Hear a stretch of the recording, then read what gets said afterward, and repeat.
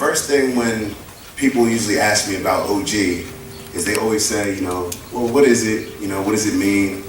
And I always give them, like, if I have like a 30-second definition, my little pitch, you know, it's for overachievers, you know, those people who just grind and, you know, they set goals and they don't stop until it's theirs, and then they set new goals. But what I want to tell you guys more of is where it came from in my life. And, you know, ever since I could remember, I always had a thing with competing where I just had to be number one, and I just had to be first. And it happened whether it was in school, whether it was in sports, whether it was playing Monopoly at home with my mom, she'll tell you, she's sitting over there. If you saw my dad, everything will make sense.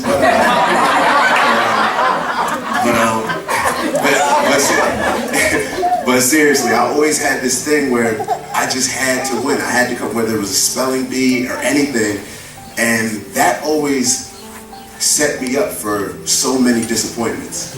Whether it was, you know, I'll talk about sports, for instance, you know, whether it was getting cut from my 7th and 8th grade AAU teams. I played on the team since I was about in 3rd grade playing with the older kids, or to not playing much on my freshman football team. I went to MKA for a year.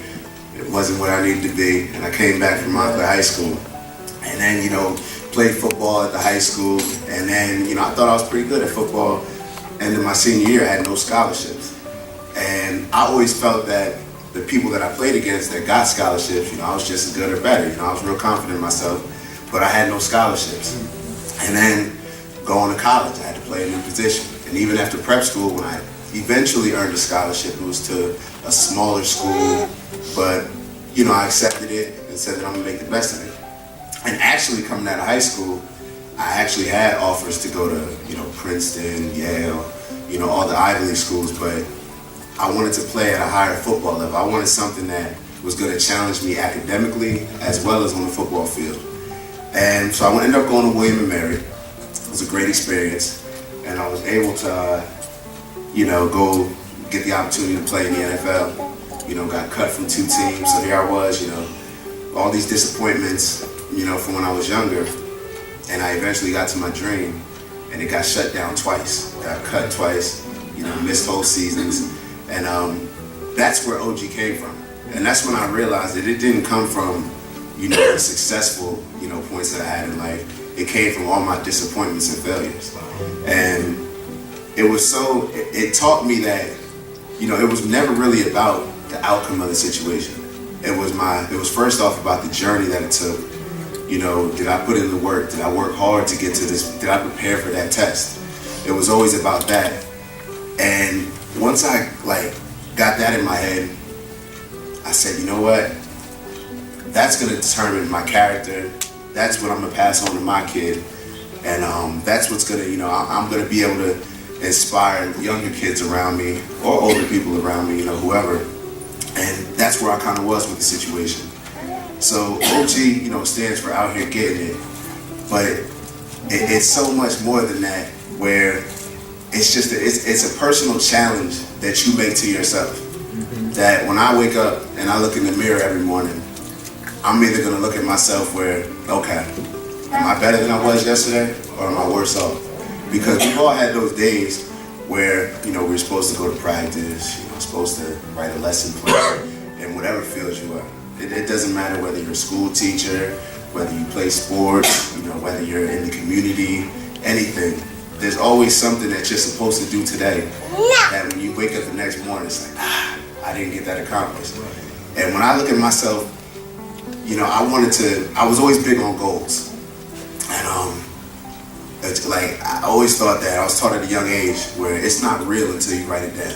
That's right. So in my room, matter of fact, I'll give you an example.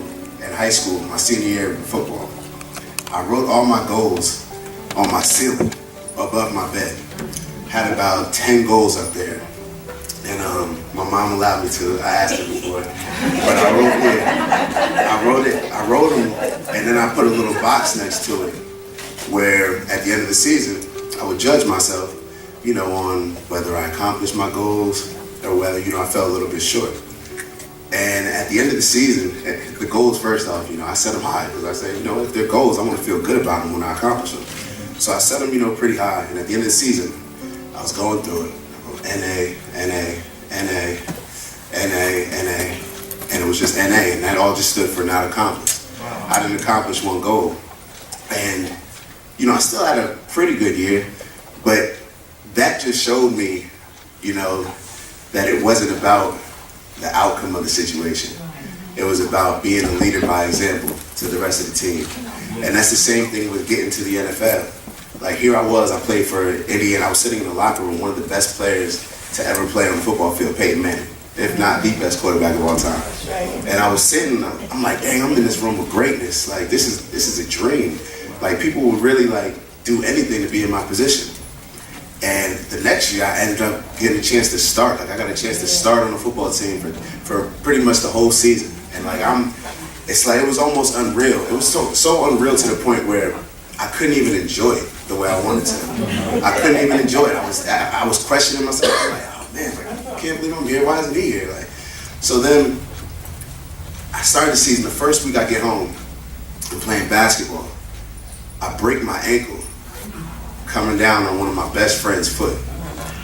And this was a year we weren't that good. This is the year when Peyton didn't play. And so we had a whole new coaching staff come in, and I knew that it was going to be a tough year for me because here I was. I didn't know this was in January. I didn't know I broke it till March. So I didn't have surgery until right before the new coaches just came. Here I had to tell them I wasn't a superstar on the field. I was just more of a hard worker. That got an opportunity. So had the surgery, came back, tried to come back early, wasn't the same, ended up getting cut, and here I am, back in the room that I grew up in, with my same goals, with the NA, laying in that same bed. And it was a humbling experience, but it was just to the point where I had to, every time I went to Glenfield to work out with the little kids that I work out with, they're asking me kids are blunt, why you get cut? You booted. I'm sitting there, I'm like, man, and it's and then once you explain, I start explaining the situation, no, well, I got this, and I'm like, you know what, all right, y'all got it, you right. But that was good for me because at the end of the day, I knew that me getting there, they felt like, when I'm getting there, I'm gonna do this, I'm gonna do that. And I was like, I took that as, I just inspired them, I just gave them hope where they saw that it could happen. And they see, me doing it. So fast forward a year, get an opportunity to play for the Giants. Talk about a dream come true. That's the same field, Giant Stadium that we drive by all the time. That's our hometown team. And, I never got the chance to play there in high school because we didn't make it to the state championship, whatever. And I was given that opportunity, and it was tough for me. It was really emotional because we're in Indiana. I was away from home. Now it was real. Everybody checking up on me. Everybody rooting for me, and they felt everybody was a part of it. And when I got cut from them, it was to the point where everybody knew it. And I was in another situation where I was like, dang, how am I gonna look these kids back in the eye when I just told them I'm not getting cut anymore, and I get cut again. So that's where OG comes from. OG comes from the fact that, okay, I'll get cut again, but I'll just keep bouncing back because for every disappointment that you have, you can bounce back that same amount of times. And that's when I realized it was never, I swear, I never thought that, as much as I like to, when I first came to the NFL, I'm gonna play for 10 years, do this, in the back of my head, I used to always have to block the fact that I never thought that I'd be playing for a long time, for whatever reason, and I always knew that it would be hard. And those were the most stressful times, calling my parents, crying on the phone, I don't even know if this is for me.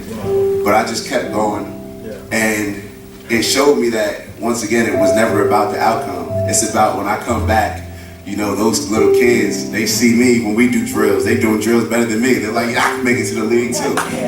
So that's what OG's about. OG's just about challenging yourself to be a better you every day. Because regardless of, everybody has potential in this room. It's not about competing with everybody else. It's about competing with you.